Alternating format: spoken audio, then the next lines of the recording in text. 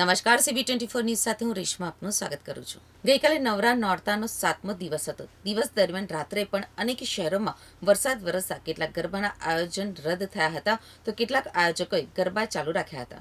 વરસાદના વિઘ્ન વચ્ચે પણ અમદાવાદ, સુરત અને વડોદરામાં લોકો રાસ ગરબાની રમઝટ બોલાવી હતી. અમદાવાદના નોરતા નગરી ગરબા આયોજનમાં કીર્તિદાન ગઢવીએ ઓપરેશન સિંધુની થીમ ઉપરનો ગરબો રજૂ કરતા ખેલૈયાઓ ઝૂમી ઉઠ્યા હતા.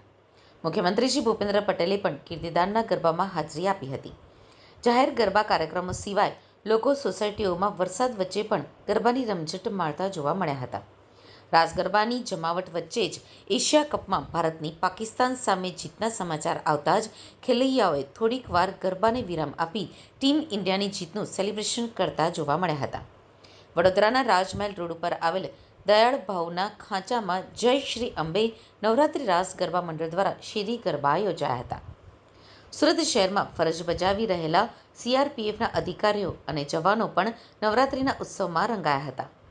ફરજમાંથી સમય નીકાળીને આ જવાનો કેસરિયા નવરાત્રિ ઉત્સવના આયોજનમાં ગરબા કરતા નજરે પડ્યા હતા.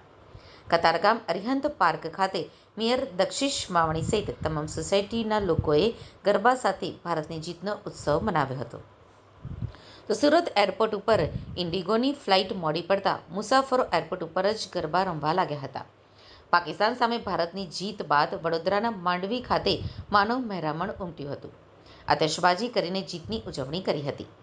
એશિયા કપમાં પાકિસ્તાન સામે ભારતે જીત મેળવતા વલસાડવાસીઓએ જીતની ઉજવણી કરી હતી. તો નવરાત્રિમાં ગરબા દરમિયાન લોકોએ ફટાકડા ફોડી સેલિબ્રેશન કર્યું હતું. રાજકોટની સિલ્વર ગોલ્ડ રેસિડેન્સીમાં વરસતા વરસાદે સ્થાનિકો ગરબે ઘૂમ્યા હતા, જેમાં હાથમાં છત્રી લઈને મોટી સંખ્યામાં લોકો ગરબે રમતા જોવા મળ્યા હતા અને વરસાદ હોવા છતાં પણ લોકોમાં ગરબા રમવાનો ભારે ઉત્સાહ જોવા મળ્યો હતો.